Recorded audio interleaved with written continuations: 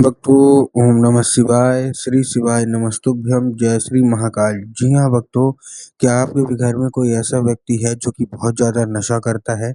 उसका जो नशा है वो समझ में नहीं आता कि आखिरकार उसका जो नशा इतना ज़्यादा करता क्यों है?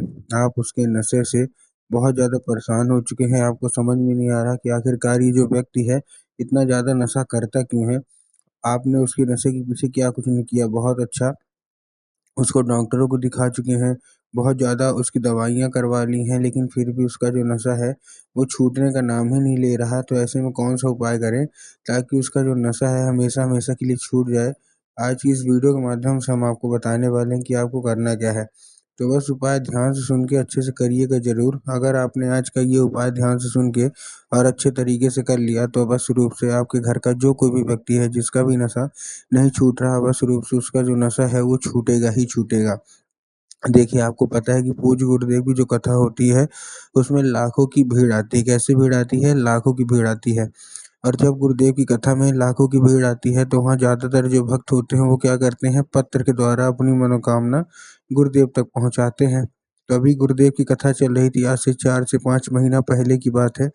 गुरुदेव की कथा चल रही थी और गुरुदेव की कथा में लाखों की भीड़ आई। अब जब गुरुदेव की कथा में लाखों की भीड़ आई, तो वहाँ ज़्यादातर जो भक्त थे, उन्होंने क्या किया, पत्र के द्वारा अपनी जो मनोकामना थी, वो गुरुदेव तक पहुँचाई। अब जब गुरुदेव के पास पत्र पहुँचा और गुरुदेव ने पत्र पढ़ा, तो वहाँ गुरुदेव ने देखा कि ज़्यादातर जो भक्त हैं ना, उनकी क्या है, केवल और केवल एक ही मनोकामना है। क्या मनोकामना है? कि गुरुदेव, हमारे घर का एक व्यक्ति है, किसी का पति नशा करता है, किसी का बेटा नशा करता है, किसी का भाई नशा करता है, किसी का कोई और, मतलब तरह-तरह के लोग नशा करते हैं। तो यही बोले थे गुरुदेव, हमारे घर का ये जो व्यक्ति नशा करता है, कृपया करके कोई उपाय बता दें, ताकि इनका जो नशा है वो हमेशा-हमेशा के लिए छूट जाए।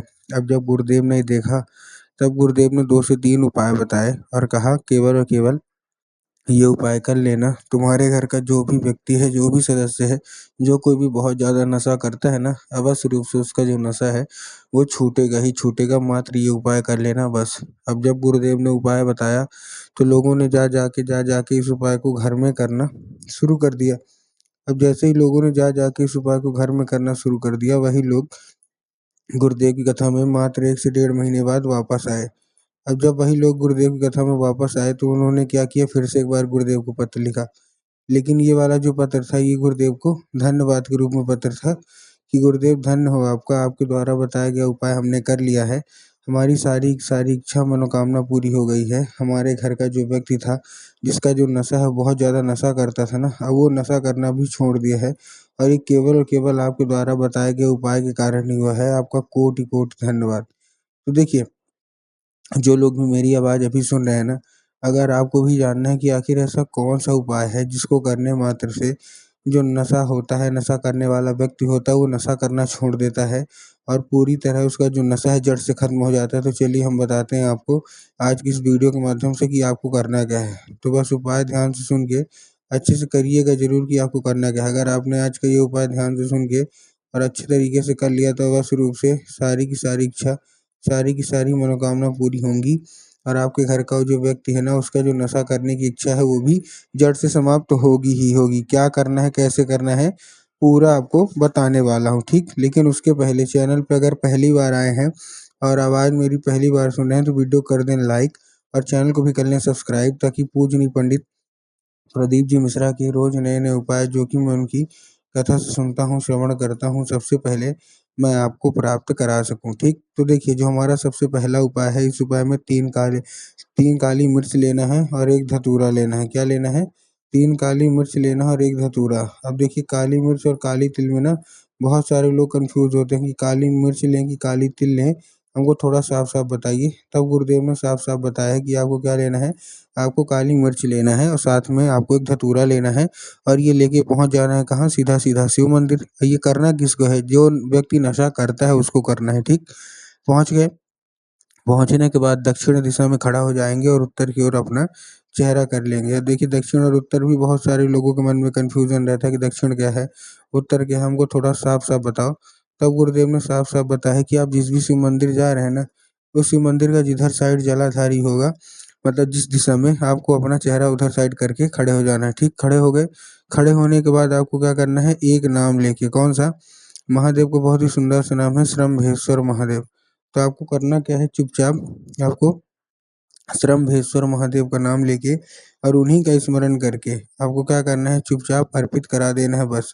पूज्य गुरुदेव कहते हैं कि अगर आपने ऐसा कर दिया, ठीक, तो अवश्य रूप से महादेव आपसे प्रसन्न हो जाएंगे और आपकी जो कोई भी इच्छा है, ठीक ना, जो कोई भी आपकी मन में है इच्छा कि ये हो जाए और वो जो नशा है वो मतलब जो नशा है वो हमेशा हमेशा के लिए छूट जाए, तो अवश्य रूप से जो नशा है वो हमेशा हमेशा के लिए छूटेगा ही छूटेगा। ठीक, ये था कौन सा, पहला उपाय। अब हम चलते हैं अपने दूसरे उपाय की ओर। अब देखिए जो हमारा दूसरा उपाय है वो कौन सा है। ये उपाय महिलाओं के लिए खास है, जिनका पति नशा करता है और कोई भी नशा करता है लेकिन नशा नहीं छूट रहा, उनके लिए खास उपाय है। इस उपाय में आपको देखिए करना क्या है। इस उपाय में सिंपल सा सबसे पहले आपको लेना क्या है, इस उपाय में सिंपल सा आपको सबसे पहले क्या लेना है, 3 बेलपत्र लेना है।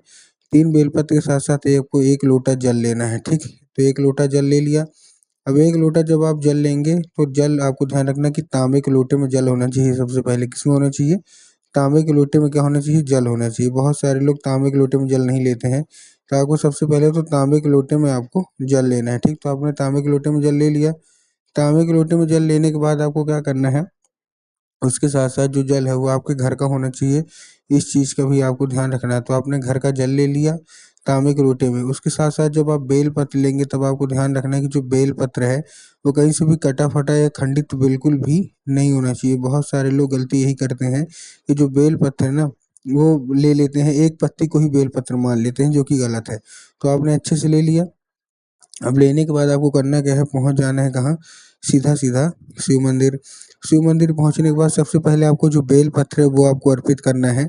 उसके बाद आपको 1 लोटा जल आपको क्या करना है, अर्पित करना है। जब आप 1 लोटा जल अर्पित करेंगे तो आपको एक नाम लेना है, कौन-सा? महादेव का बहुत ही सुंदर सा नाम है, कुंदकेश्वर महादेव। तो आपको कुंदकेश्वर महादेव का नाम लेके अर्पित करना है और अर्पित करने के बाद वो जो जल है उसको औषधि के रूप में माँगेगा कि बाबा भोलेनाथ कृपया करके हमको इसको औषधि के रूप में प्रदान करिए। हमारा जो मतलब पति है वो बहुत ज़्यादा नशा करता है। अब क्या होगा, अब वो औषधि के रूप में आ जाएगा।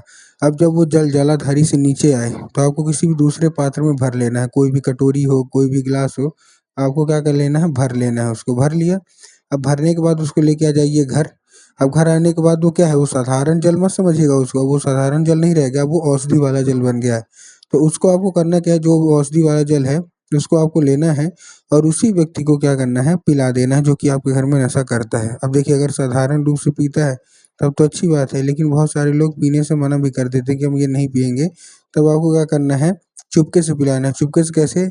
जब वो चाय माँगे तो उसको थोड़ा-सा दे दीजिए, जब वो पानी पीने को माँगे तो दे दीजिए, ऐसे करके उसको पिलाइए। पूज्य गुरुदेव कहते हैं 1 से डेढ़ महीना उसको पिलाइए औषधि, उसका सारा का सारा नशा समाप्त होगा।